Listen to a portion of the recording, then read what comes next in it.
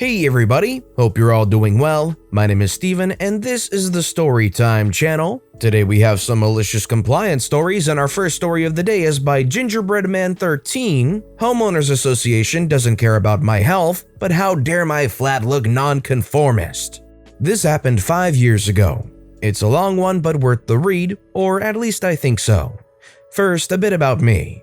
For the story's sake, you can call me Alex. I was a 29-year-old male at the time. I'm generally very friendly and accommodating and try to avoid confrontation where possible and always try to do things in a peaceful and patient manner. Now onto the backstory. I lived in a gated community comprised entirely of multiple blocks of small apartments. Every block of apartments looked exactly the same as the other blocks of apartments around it. They were a few floors high and I lived on the first floor. Clarification, I believe in America the first floor is the ground floor. Where I live, the ground floor is the ground floor, and the first floor is the one above the ground floor, or as Americans would call it, the second floor. So I lived one floor above the ground floor. The Homeowners Association / estate management were extremely strict about any infringements regarding things we weren't allowed to do and would issue fines very quickly if you were in breach of the rules and didn't rectify it. For example, you were allowed to have furniture on your patio, but you weren't allowed to have any decor on your patio. I imagined it was because they wanted uniformity in the appearance of the blocks of flats. Also, no loud noise or music was allowed after 10 p.m. I personally agreed with the no loud noise thing. It was quiet, a peaceful community that frankly was very well managed, which is something I enjoyed about it. I didn't agree so much about the no decor thing. As a photographer and artist, personal expression is important to me, but I figured as long as I kept it tasteful and stylish and mostly out of visible sight, they hopefully wouldn't have an issue with it. I'm a big fan of vintage motorbikes and had a few tasteful, or at least I thought they were tasteful, metal posters with classic bikes like Triumph Bonnevilles, Indian Scouts, BSAs, Nortons, Ducatis, etc. up on one of the walls of my patio. They were at such an angle that meant they weren't easily visible from the rest of the complex, so I didn't think it would be an issue. Somehow, it was still spotted by the estate manager. But more on this later. I also had a few pot plants on the ledge of my balcony. Clarification, plants in pots, not marijuana. Again, we'll get to that later. You need to know about it for the rest of the story.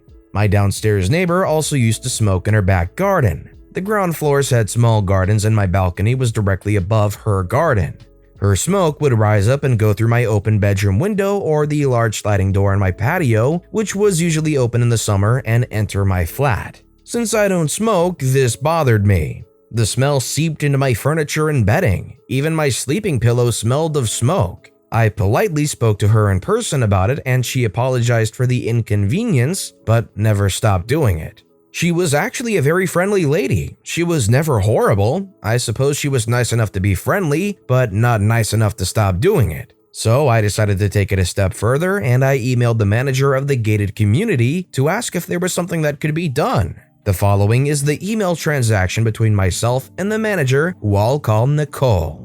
Good day. I stay in Unit 117 on the first floor, and my downstairs neighbor who lives on the ground floor, although being a very friendly old lady, has a nasty habit of smoking in her patio. My issue is that in the summer with the heat, I leave my bedroom window and sliding door open to keep my flat cool, and the fumes from her cigarettes are constantly rising up and entering my apartment. I'm not a smoker, so this bothers me. My flat smells as if a smoker lives there. Now my question is there any rule or law that says she can't smoke in her patio due to her smoke entering my flat? She knows her smoke bothers me and has apologized to me for it, but hasn't done anything about it. If she were only to smoke inside her flat or outside her front door, I'm sure the smoke wouldn't come into my flat nearly as much since I never have my front door open. Thanks in advance. Regards, Alex. She responded with, "Good morning, Alex. This is a very contentious issue as this is her home and there is no law at the moment stating you cannot smoke in your home. Regards, Nicole." I wasn't happy with that response, but I figured there was nothing more I could do about it and didn't want to bother making a bigger issue of it, so I just forgot about it and moved on until about a year later when estate management picked up on 2 infringements by me. At this point, Nicole had resigned and Stuart had replaced her. This is the email I got from Stuart. "Good day, I trust that you are well. Please could you remove the pots from the wall as per the attached photo, as this is dangerous should they be knocked off and fall onto someone's downstairs and in breach of the conduct rules. Furthermore, no items can be attached to the walls in the patio, and you are requested to remove the pictures as per the photo, as this is aesthetically displeasing. Your assistance is appreciated. Kind regards, Stuart, Estate Manager. After that email, I was now a bit upset and determined to get my way in terms of my smoking downstairs neighbor. Cue my malicious compliance. Good day, Stuart. I'm very well. Thanks for asking. Absolutely, I will take the pictures down. Not a problem. We wouldn't want someone's vision to be irreparably damaged from the unsightly trauma that is my vintage bike picture collection. Though I must comment that I appreciate the very polite way my decor is described as aesthetically displeasing as opposed to what that actually means. Dang, that's ugly is probably a more colloquial translation. My feelings might have been hurt otherwise. I'm very relieved I didn't go into the profession of interior decorating, which a few people I know have said I should have done, since the sudden realization that my taste and style isn't what I once thought it was. It could have been a disaster career-wise. Alternatively, what if I were to replace the photos of the bikes with a nice family portrait of my parents? Granted, they aren't supermodels, but they are attractive to me. Though I may be biased in that opinion since I care for them, so I'm hoping they're not too ugly. Oops, I mean aesthetically displeasing. If that fails, maybe a reproduction of the Mona Lisa would be sufficient to meet your high standards. Tourists travel across the globe and wait in line for hours just to see it for a few minutes. Would that be allowed? I won't even charge fellow tenants for looking at it when they're walking past my balcony. Obviously, I'm being a little ridiculous, and I don't mean to give you a hard time. You're just doing your job and enforcing some of the ridiculous rules that management come up with, like the communist-level restriction on personal expression and the freedom of choice to decorate and style our own property in a manner that we like. God forbid we show some individuality. Now that I think about it, the endless rows of identical-looking Soviet-era housing structures do have a nice seizure-inducing repetitive nature about them. While we're on the subject of decor, how is it that the plastic patio furniture is still allowed? Yes, it is patio furniture, which complex rules say are allowed on patios, but darn, that is painful to look at. You know what I mean, right? That cheap white plastic stuff one buys at the furniture section of those large bulk buying stores? I find it very aesthetically displeasing. Oh, screw it. It's ugly. I don't like looking at it. It comes across as tacky. Can't they be scrapped as well? I'm going off topic again. The whole point of me bringing all this up is that a few months ago, I emailed asking about a complaint I had. The complaint was that the lady who lives directly downstairs from me regularly smokes in her garden. And me, being the lover of oxygen that I am, keep my windows and patio door open for fresh air. And her smoke is constantly wafting into my apartment. Me being a non-smoker, I get quite annoyed. I asked if anything could be done about this. I was told, it's her property and her patio, she can smoke on it if she wants to. I know that health legislation stipulates that smoking within a certain distance from a designated non-smoking area is illegal. If it's good enough for public spaces, shouldn't I have that same right in my own house? Granted, I don't have designated non-smoking area signs in my flat, but I'm not the only one who lives there, so I already know there's no smoking allowed. I made the rule. It would be silly to put them up inside. Should I put them up on my outside patio instead so others can see? Maybe they don't know I don't like cigarette smoke. Actually, wait, I already know the answer to that. They're aesthetically displeasing. Forget I mentioned it. So to recap, what really gripes me is that when my neighbor smokes so close to my flat that I can practically smell what brand of cigarettes she smokes, I'm told I can't do anything about it even though it might affect my health because it's her property and she can do what she likes on it. By that logic, she could host orgies on her lawn and I couldn't do anything about it so long as she kept the volume down after 10 p.m. But I can't put up pictures on my patio because some people might not like the way they look, even though it is also my property and would be nice if I could do it with as I wanted, provided it wasn't an eyesore. Since I take a lot of pride in my flat, I wouldn't call it an eyesore as I maintain it quite well, or at least I think so. If only a person's lungs and health were as important as other people's inability to mind their own business. So what I really want to know is there any way that my neighbor could possibly just smoke inside her flat, or at least outside the front of her flat if she insists on smoking outside where the smoke won't come into my place as easily? I would accept that too. I'm not a completely unreasonable guy. I find her smoke nasally displeasing. I normally wouldn't make such a big deal about it, but I'm starting to feel that what I'm subjected to versus what others have to be subjected to is a bit unfair. Sorry to put all this on you, Stuart. I understand it's totally not your fault. I'll still take the pictures and the pot plants down immediately. Your assistance is appreciated. Kind regards, Alex, Unit 117. I sent that reply after 6 p.m. and I did not expect him to respond until the next morning. But half an hour later, I got a reply. My email must have made an impact.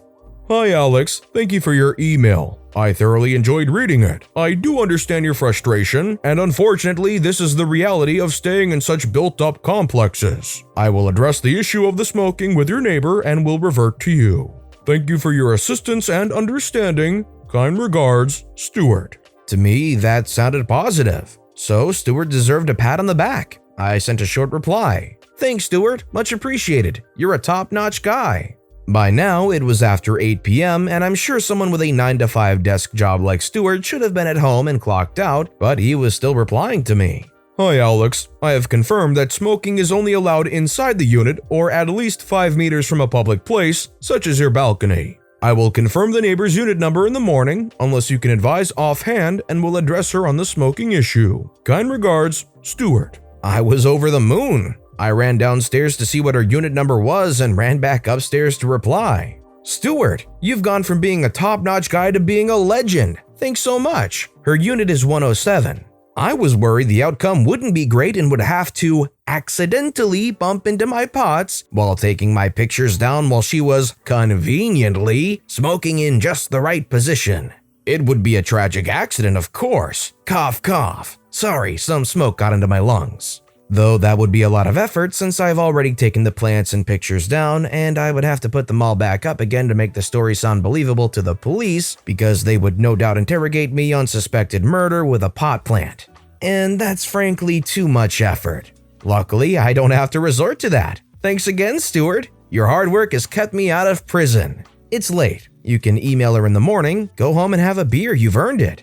P.S. In all seriousness though, I'm totally kidding about the pot plant thing, and if the lady downstairs were to peg it in the near future, it would be completely coincidental and nothing to do with me, and I'd appreciate it if you forgot you ever spoke to me. This would be terrible evidence against me in court. I mean, I dislike smokers, but I wouldn't kill them. I'm not crazy. Regards, Alex. Sadly, that was the last I would hear from Stuart. Our correspondence stopped after that. I felt we had developed a bond and it ended as quickly as it had begun. I only lived in that estate for another 2 years and had no more issues with the downstairs neighbor or her cigarette smoke. I now live in the suburbs in a lovely house with my wife and have no downstairs neighbor to complain about and no stewards to tell me what I can and can't do. I will treasure our time together. I hope wherever he is, he has our email thread printed out and pinned on his office board above his desk and thinks of me fondly whenever he looks at it. You know, when I was going into the email chain, I didn't expect OP to go so hard on these emails. Also, I got a question or two. The first is, do you think OP's emails were too over the top? And also a very controversial question, is the very bottom floor, the beginning of a building, a ground floor or a first floor? Let me know in the comments down below. And please don't make it a bloodbath. And our final story of the day is by critterjg. Sure, I'll load your car for you. This happened a few years ago now, but was reminded by a friend yesterday when we were talking how petty I can be in revenge. I was in the army and sent on a career promotion course in another part of the country. Our instructors were the same rank and we pretty much all knew each other. The instructor at the heart of the story wasn't necessarily a bad guy, but had been in the trainee/instructor environment too long and had really embraced the role despite being equal to us. The day before heading out for a field activity, we were doing our team preparation when he came strolling into the lecture room with coffee in hand and said he needed help loading a vehicle. No dramas, of course, and a group of us went outside to help. When we got outside, there was a bunch of stores to move, and a vehicle at the top of a small rise. The thing was, though, that these were his personal items and stores for him as an instructor, not anything specific for the benefit of the wider good of the course. At this stage, still no dramas though, as it was admittedly quite a bit of stuff and he was a peer. Where I got completely livid was when he barked instructions at us, then turned on his heel and walked back into the building sipping his aforementioned coffee. All of us were taken aback, but I was truly incredulous and just stood there in disbelief for a good while. I came to when I realized everyone had started the work and the obligation of not letting everyone else down overruled my anger. I picked up a small trunk and as I walked to the car, had a stroke of malicious genius. Instead of heading to the back of the car, I went to the driver's side and loaded it up there. It was then two beautiful things happened. Firstly, the guys behind me, who had been wondering what I was up to, deviated without a word or missing a step to the front seat passenger side. Secondly, after we exhausted supplies to load into all of the passenger seats, the guys started offloading the stuff already in the trunk and cross-loaded it to the back seat. The instructor never mentioned anything afterwards, but we also weren't asked to load up their cars for the remaining activities. Well, I'm glad that nothing more came out of this. I hope that they realized that they were being a major jerk and trying to get their equals to do what amounted to be peon work or people that were just way underneath them. And even then, if it was people way underneath them, that's a pretty crappy way to treat them. I don't know if it just, normally works like that in a army environment, but just treating the people underneath you as a lug my stuff around squire type deal doesn't seem right to me. I could just be very ignorant, I don't know. But with that being said, that's all the time we have for today. So if you enjoyed the stories today, let me know which one was your personal favorite and why in the comments down below. And if you haven't yet, please like this video and subscribe and turn notifications on because anything you do helps this channel grow so much more. So no matter what you do, whether it was just watching the video, liking, subscribing, thank you all so very much for supporting me right here on the Storytime channel. I hope you all have a wonderful day and I'll see you all next time right here.